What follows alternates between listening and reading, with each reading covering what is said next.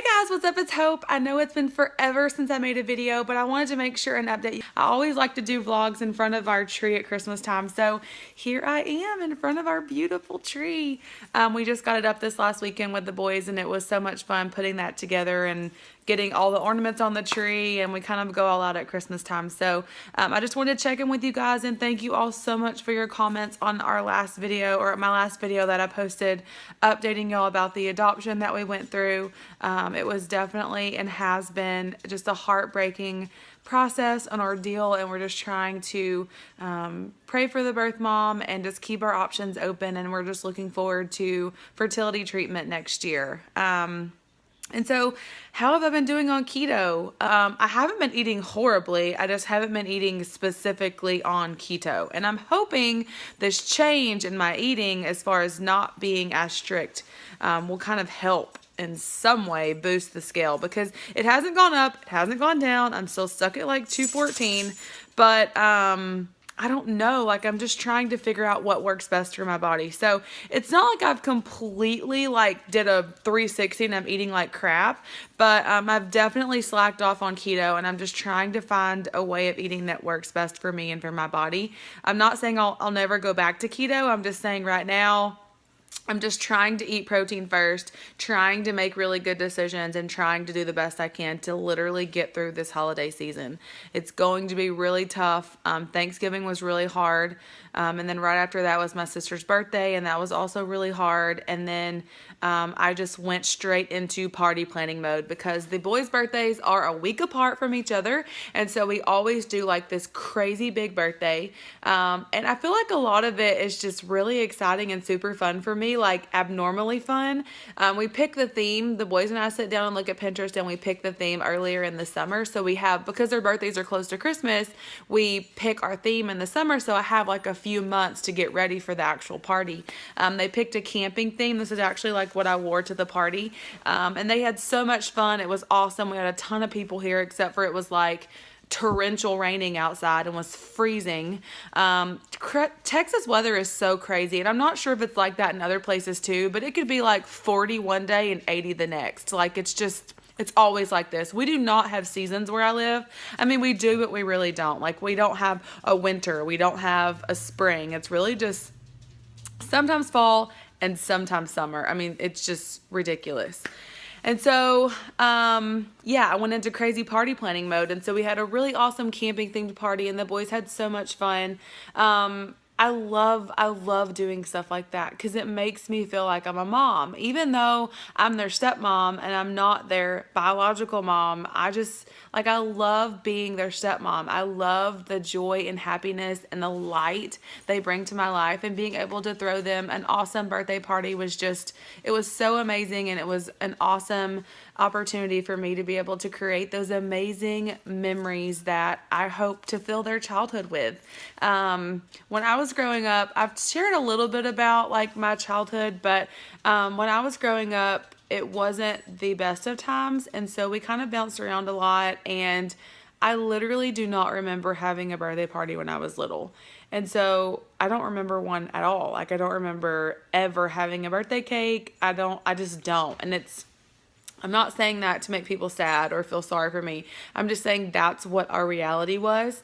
And so, for the boys, I just want it to be amazing, and I want them to have the best birthdays and the best Christmases, and I want to continue to make those amazing memories with them, and it's just so important to me. So for me to have a day where I am in that mom mode and I'm able to do all these special things for them, it just really brings so much joy and happiness to my heart, and I'm just so grateful for them. I'm grateful to be their stepmom. And even though we're in a season of our life where we have a tendency to focus on what we don't have in reference to our infertility journey and not being able to get pregnant, we have the boys, and I'm so grateful for that. I'm grateful that, Andy is this incredible dad to these incredible little boys that just have changed my life and just made it so much better. So, yeah, so after the birthday party, we go into Christmas, and that's why I'm sitting in front of our gorgeous Christmas tree. But I wanted to make sure and just log in and check in with you guys and let you know that I'm still here. I'm still watching your videos. I'm trying to comment as best I can, and kind of wanted to fill you in on just some more information about the plan we have in place for after the first of the year. Um, it's so I don't want to use the word stressful, but it's hard for me to say what I'm about to say. So after Andy and I got married, we built our house, and we've only lived here not very long. Like, we just hit our 4-year wedding anniversary, so we haven't been here in this house very long. We have decided, in order to be able to pay for fertility treatment, to have IVF, which costs an estimated $15,000 to $20,000, and neither one of our insurances cover infertility treatment. Y'all know this. I've talked about this in several videos. Neither one of our insurances cover fertility treatment. Like, we've exhausted all of our options. And speaking with our fertility specialist, IVF is our only option at this point. And so we kind of took a step back, and we have decided to sell our house. To some people, that might seem a little crazy. It might seem a little radical. But the honest to goodness part, like really honest part of it is, when we built our house, we built it to fill full of babies. We live in this 4-bedroom, 2.5-bath, like 2-story house, and we only live in the downstairs. Like, we haven't been able to fill our house full of babies. It just didn't happen for us that way. And so our house really doesn't work for us. And the more we talked about it, the more we kind of felt God pushing us in that way. And so we met with a realtor. And our whole plan was, if the realtor says, if she gives us a specific number, and it's a good number because we have a lot of equity in our house, if she gives us a good number, then that's a sign that we just need to go for it. And she gave us an awesome number. And so we actually listed our house on the market a little over a week ago. We've had showings left and right. We haven't had any offers yet. And so our plan is to take the equity from the sale of our house and use some of it to pay for IVF after the first of the year, or whenever our house sells. We are continuing to save money and try and come up with the rest of it, but our plan right now is to use the equity to sell our home. And like I said, to some people that might seem really crazy, but to us, it's more important for us to grow our family than it is to live in this big empty house.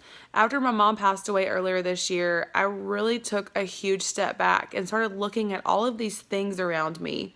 She passed away very suddenly, and I remember walking into her house a couple days after she passed away, and there's just all this stuff, and I spent a lot of time in self-reflection. And for me, my legacy and what I hope to leave this world is a life full of hope and love, and I want to be able to be a mom. I feel like that is seared on my heart. It's what I was meant to do, and I feel like God has given us this opportunity to be able to have this much equity in our home and be able to sell our house and hopefully get that plan in place to hopefully, God willing, have the chance to be able to grow our family and for us to have the chance to have a baby. And so that's where we are. And so I kind of wanted to wait until after we listed our house to share that with you guys. But if you will continue to please pray for us. It is emotional, it's stressful, and we're just hoping and praying that we're able to sell it pretty quickly and we find a new house. Of course, obviously, with having so much equity in this house, we're going to be able to pay off some debt, and it's just going to put us in a better place financially to be able to grow our family. So that's where we are. And so I'm super excited about that. I can't wait to share that experience with you guys, finding a new house and figuring out what works best for our family, and hopefully being able to share our IVF journey with y'all as well. So I will see you guys in my next video. Thank you so much for all of your prayers and support and encouragement. Y'all are incredible, and I'm so grateful for each and every one of you for taking the time to listen to my stories and listen to me ramble and just support me and encourage me, because I've needed it. I rely on your prayers and your support and all of your sweet comments, and I know the holiday season is going to be really rough, and it's going to be hard without my mom here and without my little brother here. And so I rely on y'all a lot for your support and your encouragement, and I'm so grateful for each and every one of you. So thank you, thank you, thank you.